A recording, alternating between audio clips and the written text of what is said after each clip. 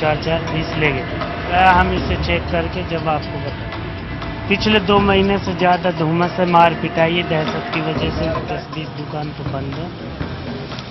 हरियाणा में तो गाय का मांस नहीं खाने दिया है। वो जो गाय का मांस खाएगा उस पर अपराधी के जो नियम है उसके अनुसार उसकी कार्रवाई। कोई गाय कटती हो या कोई भी माहौल हो, हम प्रशासन के साथ देंगे और सख्त सख्त सजा दी जाए। हम ये कह रहे हैं, हम भैंस पड्डा की बिरयानी बनाते हैं, मुर्गे की बनाते हैं और अपने बच्चों का पालन करते हैं। हमारे पास टेक्नोलॉजी है, पेटेंट है हमारे पास, पेटेंट है हमारे पास। सर, सर टेक्नोलॉजी पाए गए हैं, 5 पाए गए हैं। ये मंत्रीगण नहीं सर, वैसे पॉजिटिव रिपोर्ट जो आई आज अखबारों में खबर वो सही है कि गलत? आपको पॉजिटिव? अभी तक मेरे पास कोई रिपोर्ट प्राप्त नहीं हुई।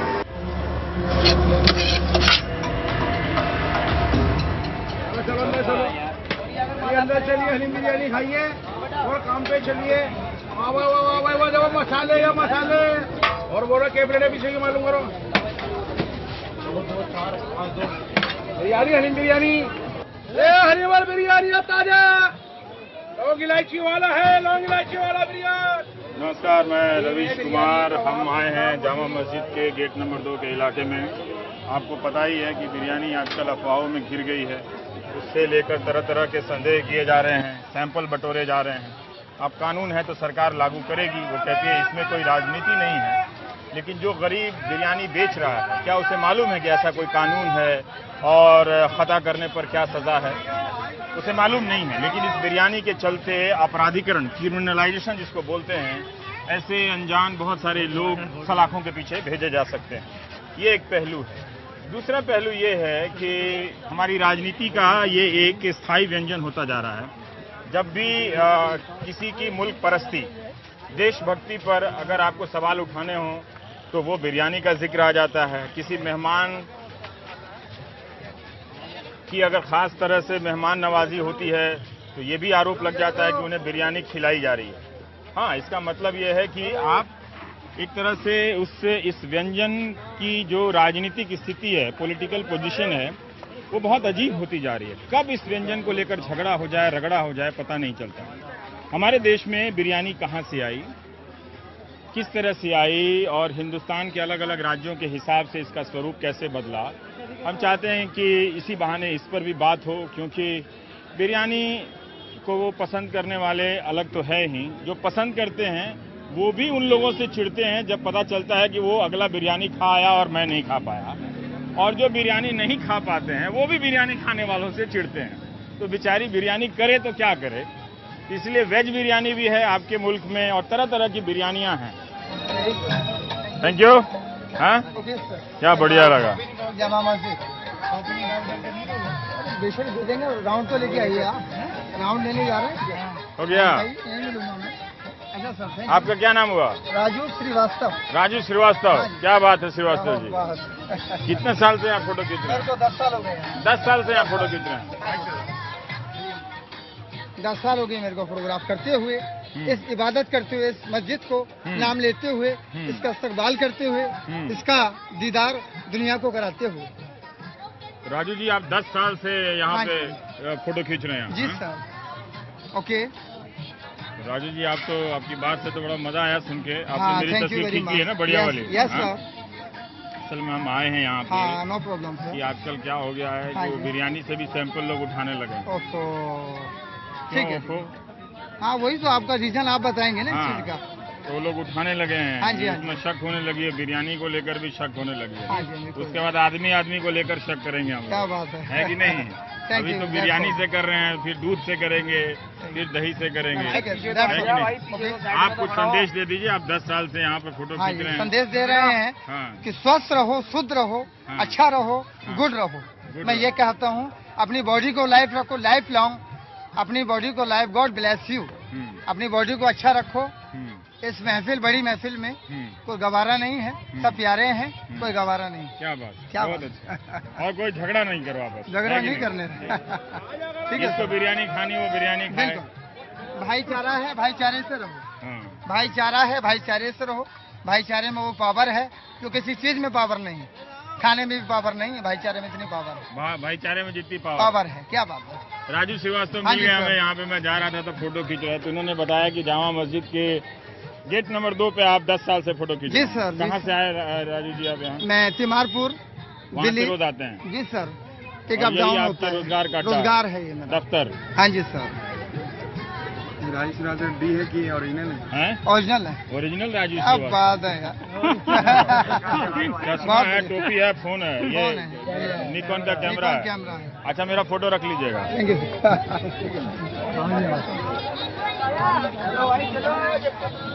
चिकन बिरयानी बनाओ। आ गया चिकन बिरयानी चिकन। हाँ बड़े भाई चिकन बिरयानी बैठो मेरे तो हाँ ताजा हाँ, तो जो पहले हरी दिखती थी, नारंगी रंग की जो जर्द है, वो आर्टिफिशियल है। वो आर्टिफिशियल है, तो आपके यहाँ अब बंद हो गया। तो इसीलिए आपकी बिरयानी सादी दिख रही है। ये और बिल्कुल ऑथेंटिक ओरिजिनल ये है, ताकि हाँ। उसमें रंग होता है तो उससे उसका रिएक्शन हो जाता है रंग।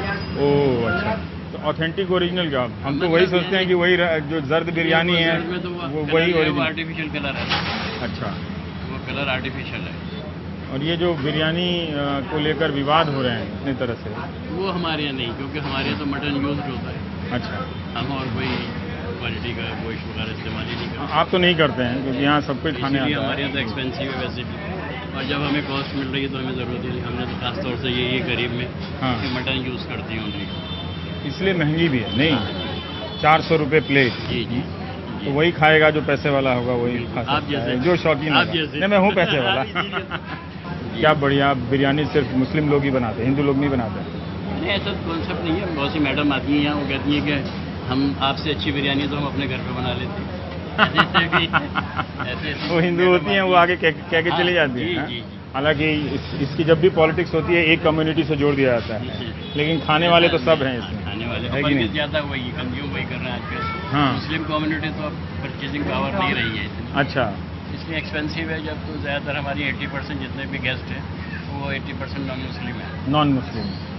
और जो चूंकि महंगी है बिरयानी, मटन बिरयानी, तो वो आप कह रहे हैं हमारे यहाँ तो अगर मॉडर्न है तो उन्हें सुबह शाम रोजाना ही खाना है, हर वक्त खाना हाँ, है। अच्छा। लेकिन नॉन मुस्लिम है अगर तो उन्हें तो हफ्ते में एक दफ़ा खाना है, तो ढंग से खाना है। खा सकते हैं। हाँ, तो मैंने ढंग से खाते हैं तो फिर वो अफोर्ड ही करते हैं, हफ्ते में एक दिन ही खाएंगे तो फिर तो ठीक ये ठाक है। इम्पोर्टेंट बात है कि 80% ग्राहक जो वो नॉन मुस्लिम नॉन है, मुस्लिम है यहाँ। और इससे एक इकोनॉमिक आर्थिक स्थिति का भी पता चलता है ना। ये होता है। चलिए, तो हम उस मकसद से जिसके लिए आए हैं वो अपना काम शुरू करते हैं। सुहेल हाशमी साहब हैं हमारे साथ। आप दिल्ली के इतिहासकार हैं और लोगों को दिल्ली की तमाम गलियों से, इमारतों से, मोहल्लों से वाकिफ़ कराते हैं। अगर आपको दिल्ली के बारे में जानना हो तो आप सुहेल हाशमी से आप संपर्क कर सकते हैं। मैं बिरयानी के बारे में बात करना चाहता हूं। अब चूंकि ये विवादित हो गई है, वो एक पहलू है, लेकिन फिर भी हमारी संस्कृति का कितना बड़ा हिस्सा है, कैसे ये बिरयानी हमारी संस्कृति में प्रवेश करती है, कैसे अलग अलग मजहबों और मजहब के भीतर अलग अलग तबकों में बिरयानी बढ़ते बनती चली जाती है, इसके बारे में आप बताएं तो। देखिए, असल में बिरयानी मेरा ख्याल है कि जिसे हम बिरयानी कहते हैं, हाँ, वो इसी दुनिया के इसी हिस्से में डेवलप हुई है। अच्छा। और अफगानिस्तान में एक चीज़ होती है जो बिरयान कहलाती है। अच्छा। तो और अभी तक भोपाल में आपको बिरयान मिलता है। अच्छा। तो और भोपाल अच्छा, में बिरयानी मिलती है, बिरयान मिलता है। हाँ, बिरयान मैस्कुलिन है। मैस्कुलिन है। तो, अच्छा। तो हाँ। बिरयान की तारीख मेरा ख्याल है हाँ। कि जब ये आखिरी एक इंपोर्ट हुआ, एक लास्ट बंच ऑफ पीपल, हाँ, जो लास्ट बेगम वो भोपाल थी, उन्होंने एक फैमिली को अफगानिस्तान से बुलाया था, हाँ, हिंदुस्तान में सेटल होने के लिए, हाँ, अपनी सबसे छोटी बेटी, अपने हाँ, सबसे छोटे बेटे की शादी के लिए। अच्छा। तो उस वक्त ये लास्ट काफी बड़ा काफला आया था और वो अपने साथ जो खाने लेके आए थे उनमें से कुछ अभी तक बिना बदले हुए लगभग वहां चल रहे हैं। उनमें एक चीज बिरयान है। तो अच्छा, बिरयान बेसिकली गोश्त और चावल को साथ में पका के बनाया जाता है, जैसे बिरयानी बनती है। एक चीज पुलाव होती है जिसमें गोश्त और चावल इकट्ठे पकते हैं। और एक चीज बिरयानी होती है जिसमें आप मीट का एक जैसे यखनी कहते हैं वो बनाते हैं और फिर यखनी में चावल पकाए जाते हैं, तो वो बिरयानी कहलाती है। अब अगर हम इसके तारीख में जाएं तो चावल की काश्त, खेती चावल की लगभग 12,000 साल पहले दुनिया में शुरू हुई थी, दुनिया के मुख्तलिफ इलाकों में। और 2 मेजर वैरायटीज हैं चावल की, जिसमें एक इंडिका कहलाती है, एक जैपोनिका कहलाती है। और ये दोनों चाइना में इनकी खेती शुरू हुई, उनको ये नाम दिए गए बाद में। और उसके बाद ये धीरे धीरे धीरे फैला। वो जानवर जिनका गोश्त इस्तेमाल होता है उसमें भेड़ है, बकरी है, गाय हुआ करती थी, भैंस, इनका गोश्त चावल के साथ पकाया जाता था। भेड़ और बकरी को लगभग 10,000 साल पहले, 11,000 साल पहले इंसानों ने पालना शुरू किया। ठीक है। गाय का पालना भी लगभग 10,000 साल पहले शुरू हुआ। भैंस का पालना लगभग 6,000 साल पहले शुरू हुआ। जो वो लोग जो इन जानवरों को पालते थे वो क्यों पालते थे? उनके दूध के लिए, उनके गोश्त के लिए और उनकी खालों के लिए। भेड़ खास तौर पे क्योंकि वो जाड़े से बचाती थी और वो उसका गोश्त खाने में इस्तेमाल करते थे।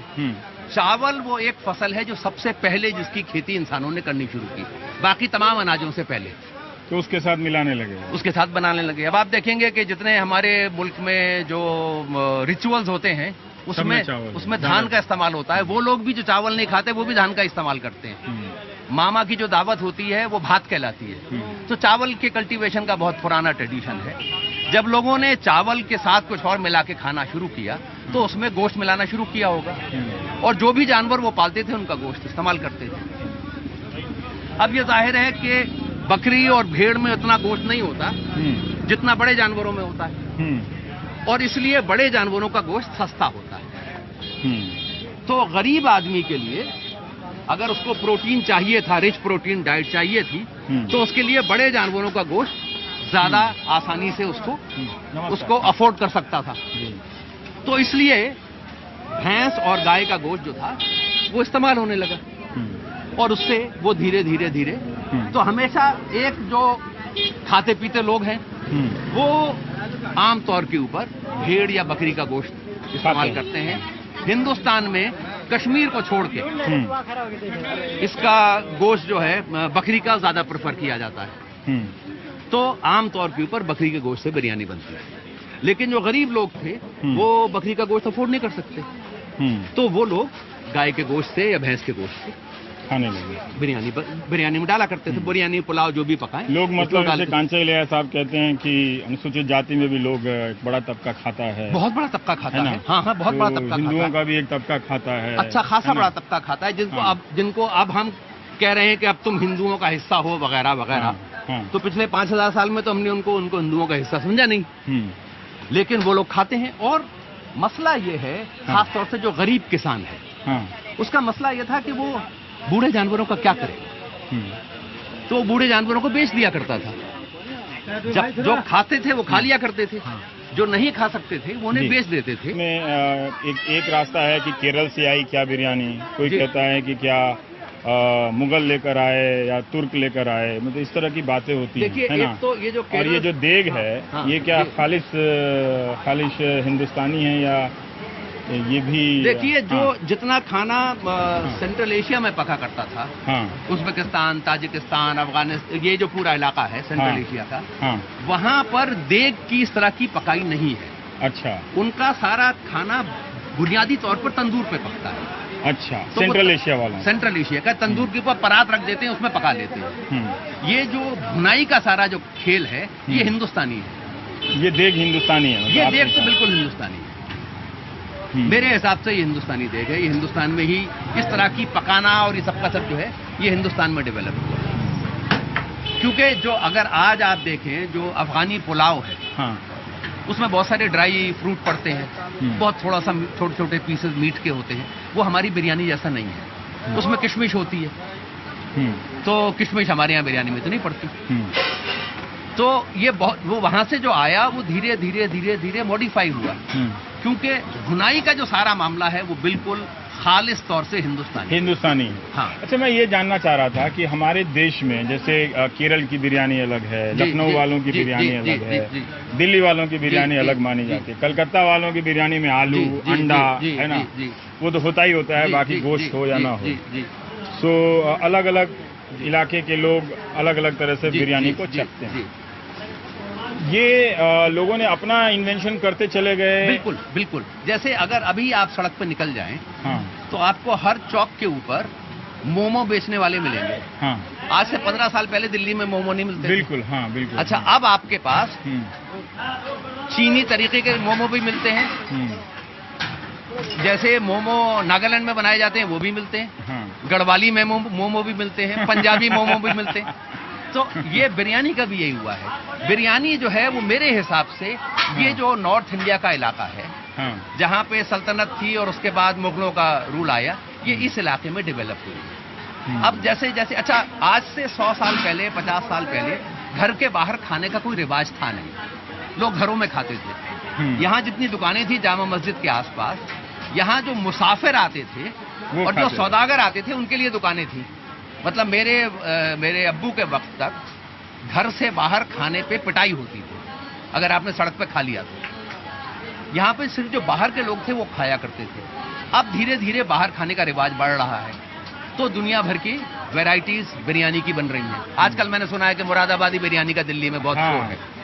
तो लेकिन हमारे इलाके में तो एक पंडित जी हैं, वो बिरयानी बेचते हैं। हाँ बिल्कुल बेचते होंगे, क्योंकि कितने हमारे मुल्क के ब्राह्मण गोश्त खाते हैं, तो वो खाते हैं। और ये लखनऊ के सारे ब्राह्मण और कायस्थ और ये सब लोग खूब गोश्त खाते हैं, तो बिरयानी खाते हैं। दिल्ली में जो माथुरों का अपना एक व्यंजन है, तो क्या माथुरों ने अपने तरह की बिरयानी भी बनाई क्या? हाँ बिल्कुल बिल्कुल। उनकी अच्छा, असल में का गोश्त जो है, मीट जो है, वो बड़ा अलग तरीके से माना जाता है। असल में होता यह है कि इन तमाम चीजों की कोई एक फिक्स्ड रेसिपी नहीं होती। बिल्कुल। जो बेसिक चीज है कि आपने गोश्त की यखनी बनाई, उस यखनी में फिर आप चावल पकाते हैं, गोश्त को अलग कर लेते हैं। जब चावल तकरीबन पक जाते हैं फिर आप लेयर्स करते हैं और दम देते हैं। अब उसमें आप क्या मसाले डालेंगे? हमारे एक दोस्त हैं भाई सलीम, वो सिर्फ लौंग और छोटी इलायची में बिरयानी पकाते हैं और कोई मसाला डालते ही नहीं, लौंग, छोटी इलायची और नमक। तो सब लोग अपने अपने रेसिपी बनाते हैं और हर घर की बिरयानी का मजा अलग होता है। तो कोई स्टैंडर्ड रेसिपी नहीं है। कोई जैसे मैं लखनऊ के अफसर साहब हैं जो नवाबी दौर से ही उनके खानदान के लोग बिरयानी बना रहे हैं। जी जी। और बड़े वीआईपी लोग, आमिर खान वगैरह उनसे बनवाते, तो मैं उनको फोन किया आपसे मिलने से पहले, तो उन्होंने कहा कि भाई देखिए, लखनऊ की बिरयानी में थोड़ा नमक तेज है, क्योंकि हलक में जब तक नमक तेज ना लगे ना तो मजा नहीं आता।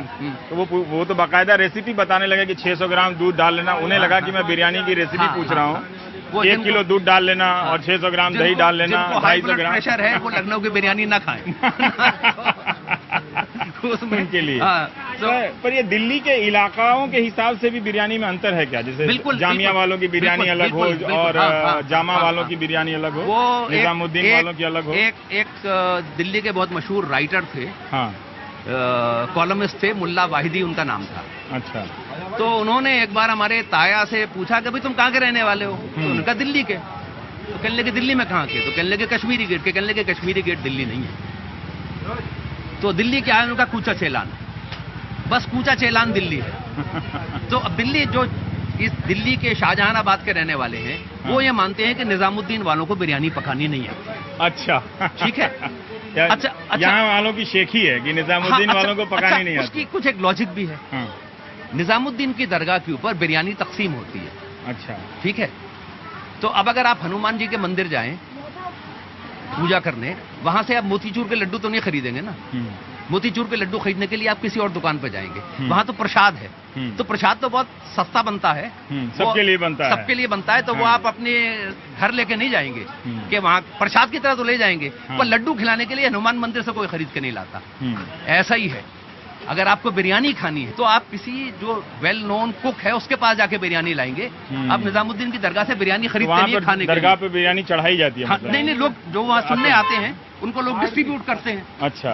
जो वहाँ कव्वाली हो रही होती है, लोग बैठे सुन रहे होते हैं, तो लोग जो वहाँ आते हैं वो तकसीम करते हैं खाना, उसमें बिरयानी तकसीम होती है। तो अब जैसे एक वो national sports club of India है, उसके सामने एक बिरयानी है बहुत मशहूर है, तो पता नहीं क्या कहलाते हैं, उनकी बिरयानी बहुत मशहूर है। लेकिन उस बिरयानी में साबुत हरी मिर्च होती है। अब ये दिल्ली और लखनऊ वाले साबुत मसाला बिरयानी में बर्दाश्त ही नहीं कर सकते। अच्छा, तो अच्छा, हरी मिर्च का तो कोई सवाल ही पैदा नहीं होता। हरी मिर्च तो बहुत नया मसाला है, 400 साल पहले हिंदुस्तान आया, पुर्तगाली लेके आए, उससे हम तो हरी मिर्च इस्तेमाल ही नहीं करते थे, मिर्च होती नहीं थी हिंदुस्तान में। तो ये बहुत सारी चीजें, जब नई नई चीजें आती हैं तो नई नई उसके अंदर एडिशन होते हैं। वो अफसर साहब कह रहे थे कि हम तो मिर्च जरा सी डालते हैं और ये दिल्ली वाले मिर्च डाल देते हैं और खराब कर देते हैं। नहीं, दिल्ली वाले भी मिर्च नहीं डालते, दिल्ली वाले भी नहीं डालते। लेकिन अब आपको यहाँ पे आप कहीं देख लीजिए, आपको बिरयानी में हरी मिर्च मिल जाएगी, आपको बहुत जगह बिरयानी में आलू मिल जाएगा, अचार भी मिल जाता है। हाँ, अचारी बिरयानी बनने लगी है। तो अब जिसको जिस तरह की बिरयानी अच्छी लगती है, और ये इतना बड़ा शहर है कि उस तरह की बिरयानी खाने वाले बहुत सारे लोग हैं, तो वो चल पड़ती है। जैसे मुरादाबादी बिरयानी चल पड़ी है, मतलब आज से 20 साल। मुरादाबाद, दिल्ली में तो रामलीला पूरा मुरादाबाद के भरोसे ही चल रही है। तो दिल्ली वालों की बिरयानी भी मुरादाबादी ही लोग ही बना। अगर आप लक्ष्मी नगर जाएंगे तो वहाँ पे एक दुकान है चाट की, कचौरी की। अच्छा, उसमें लिखा हुआ है बाजार सीताराम की मशहूर कचौरी की दुकान। जहाँ तक मुझे पता है बाजार सीताराम में कोई मशहूर कचौरी की दुकान कभी थी नहीं। तो वो अच्छा, लक्ष्मी नगर रहने वालों को क्या पता है? वो तो सबके सब लोग 47 के बाद हिंदुस्तान आए हैं, उनमें कितनों को पता है कि बाजार सीताराम में कचौरी की दुकान ही नहीं थी या नहीं थी। तो ये ऐसे ही कहानियां बनती हैं और फैलती हैं। एक जो हम जो इसकी बात कर रहे थे कि अभी जो राजनीतिक विवाद उठा है इस सिलसिले में कि बिरयानी के सैंपल लिए गए हैं, देखिए सरकार कहेगी कि हमारे यहाँ तो कानून कि आप वो कृषि नहीं कर सकते और तो खा नहीं सकते, तो हम वो सैंपल लेंगे और जांच करेंगे। पर इसका असर क्या होगा सर, जो ये खास तरह से जो रेहड़ी पटरी पे ये लोग? देखिए, इसका एक तो असर साफ ये होगा कि गरीब आदमी जो थोड़ा बहुत प्रोटीन हासिल कर लेता था वो उसकी पहुंच के बाहर चला जाएगा। क्योंकि अगर वो भैंस के गोश्त की भी पका रहा है, उसे डर है कि छापा पड़ जाएगा और उठा के ले जाएंगे। उसके बाद जब तक ये साबित होगा कि ये गाय का गोश्त नहीं था, भैंस का था, जब तक वो तो जेल में होगा, पुलिस वाले रिश्वत खाएंगे, उसके घर वालों को पीटेंगे, ये सब कुछ होगा ना। और ये हो चुका है, कितनी बार हो चुका है। तो ये उसकी एक खास पॉलिटिक्स है। आप ये तय करेंगे कि लोग कैसे कपड़े पहने, लोग क्या खाना खाएं, लोग कैसी फिल्में देखें, कौन सी किताबें पढ़ें, ये सब आप तय कर रहे हैं और ये उसका एक हिस्सा है। इसका एक और बाई प्रोडक्ट ये है कि जो इस मुल्क के अल्पसंख्यक हैं उनको आप टोटली टेरराइज करके रखेंगे, उनको आप टोटली टेरराइज करके रखेंगे कि वो क्या खाएं क्या ना खाएं, क्योंकि उनको लगातार देखना होगा कि सरकार की खुशनुदी किस चीज में है।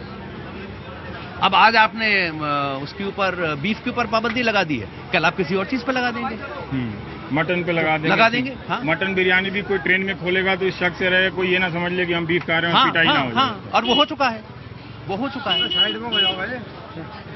तो ये सारा मामला एक खास तरह की पॉलिटिक्स है जो हमारे मुल्क पे थोपी जा रही है, ये उसका नतीजा है। लोग समझेंगे।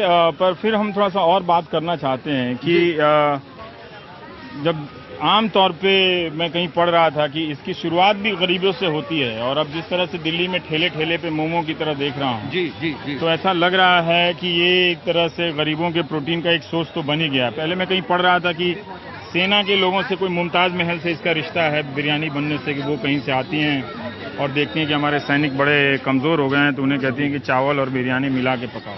ऐसा मैंने कहीं पढ़ा नहीं। ये अब मुझको मैंने ये कहानी नहीं सुनी है, पर ये मुमकिन है।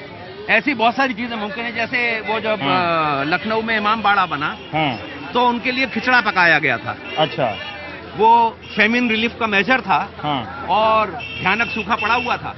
तो बादशाह ने बड़ा इमाम बाड़ा बनवाना शुरू किया और लोगों से ये कहा गया कि जो भी आके काम करेगा उसे खाना मिलेगा। अच्छा, तो वहां पर मुख्तलिफ दालें और अनाज और थोड़ा सा गोश्त वो मिला के एक वो थिक दलिया किस्म की चीज पकाते थे, जो बहुत रिच होता था प्रोटीन्स में, कार्बोहाइड्रेट में। वो लोग खाया करते थे जब तक वो काम चलता रहा, जब तक हजारों लोगों को खाना मिलता रहा। तो ये मुमकिन है कि एक हल्के किस्म का चावल और जो सस्ता गोश्त है उसे मिला के आपने पकाना शुरू कर दिया हो और लोगों को दिया। अब मुझे पता नहीं कि ये नूरजहां का इन्वेंशन है कि नहीं है, लेकिन चावल और गोश्त को साथ मिला के पकाने का बहुत पुराना ट्रेडिशन है, बहुत पुराना सेंट्रल एशिया में। बिल्कुल। तो और अगर कोई बिरयानी ना भी बनाता हो तो वो कच्चे में वो दूसरे तरीके से वो बना भी लेता है। कई गरीबों के घर में देखा है कि वो चावल को चावल में मटन डाल दिया और वो पक पका के दिया निकल वो, गया और हाँ, उसके साथ वो जैसे हम लोग खा पुलाव रहे हैं। कहते हैं। हाँ, जिसको पुलाव हाँ, कहते हैं, वो वैसे भी पक जाता है। दोनों में एक फर्क हो जाता है और जी, स्वाद में भी फर्क हो जाता जी, है। जी, जी। पर आमतौर पे ये इसे एक बीच का एक दौर में शाही समझा जाता रहा, मतलब कि एक शाही बिरयानी है। जैसे मैं किसी से पूछ रहा था कि बड़े बड़े होटलों में के सैंपल तो नहीं लिए जाते ना, जहाँ लोग खाने जाते हैं कि बिरयानी खाने चलते हैं, तो पंजाब वाले भी खाते हैं। हाँ, नहीं, बंगाल- वहाँ कौन सैंपल लेने जाएगा? जो सैंपल लेने के ऑर्डर इशू करते हैं वो वहाँ खाना खाते हैं, तो वो वहाँ कौन सैंपल लेने जाएगा? छापे तो हमेशा सड़क पे जो आदमी बैठा होता है उसी पढ़ते हैं ना, तो वहाँ पढ़ते हैं। और वहाँ पे जो लोग खा रहे हैं, जिनका उनका सारा जितनी भी ग़िज़ा उनको मिलती है, जितना भी न्यूट्रिशन मिलता है, उनको इस खाने से मिलता है, उस पे आपने पाबंदी लगा दी है।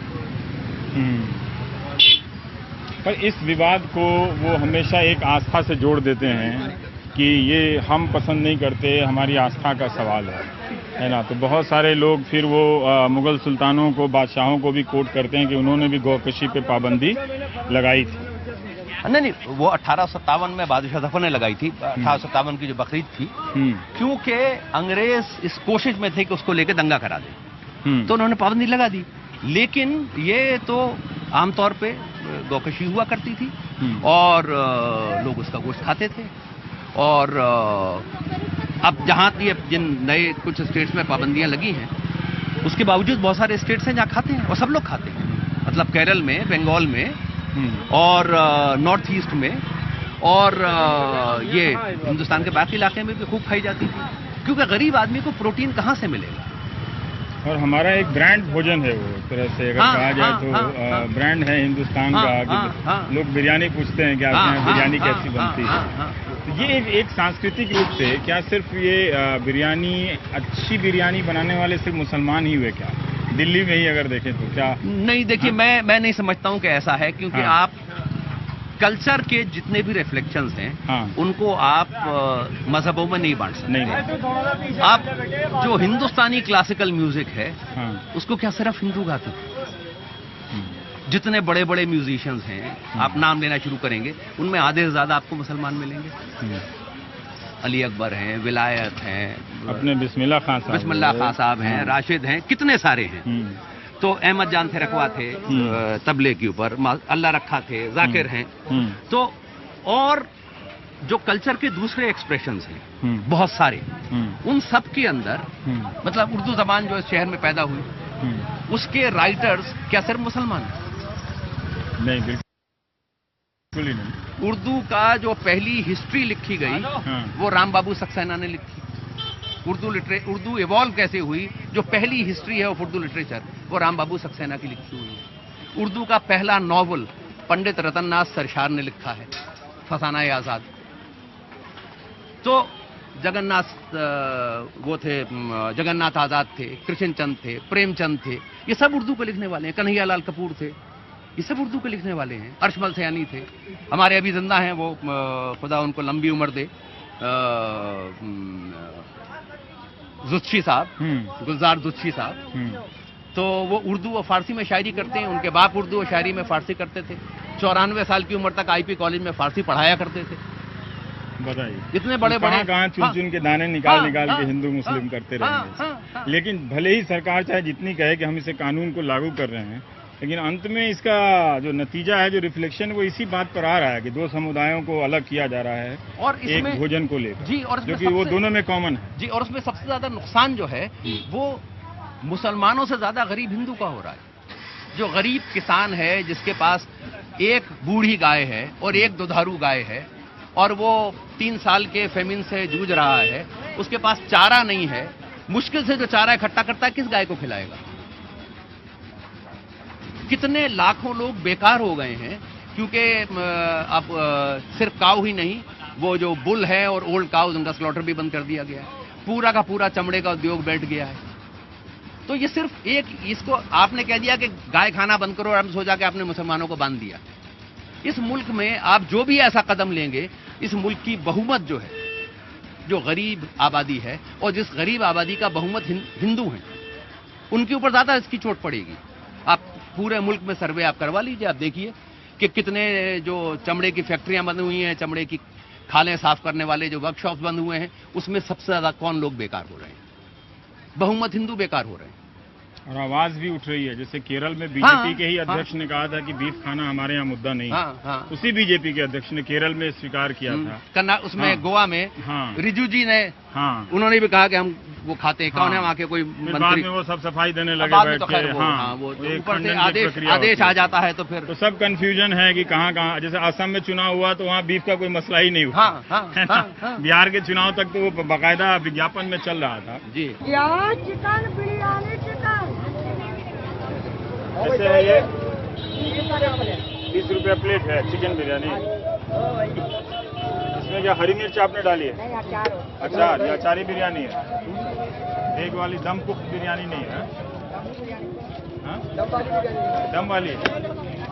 एक ही तरह की बिरयानी आप बेचते हैं या एक ही वैरायटी है? एक ही तरह से। और खाने वाले अमीर होते हैं या गरीब होते हैं? दोनों शौकीन होते हैं, तो इसके खाने शौकीन होते हैं। दोनों शौकीन होते हैं, वो खाते हैं। क्या लोग भाई खाते हैं? बीफ बिरयानी नहीं खाते? बीफ बिरयानी नहीं खाते। नहीं खाते हैं? कम खाते। नहीं, वहाँ नहीं खाते, कम। मुझे एक कश्मीरी लड़का मिला था, तो उसने कहा कि हमारी माओं को पता ही नहीं है बीफ बिरयानी कैसे बनाते हैं। जी बिल्कुल, वहाँ बिरयानी का चलन कम है और बीफ भी नहीं खाते लोग? नहीं, बहुत कम। बहुत कम खाते।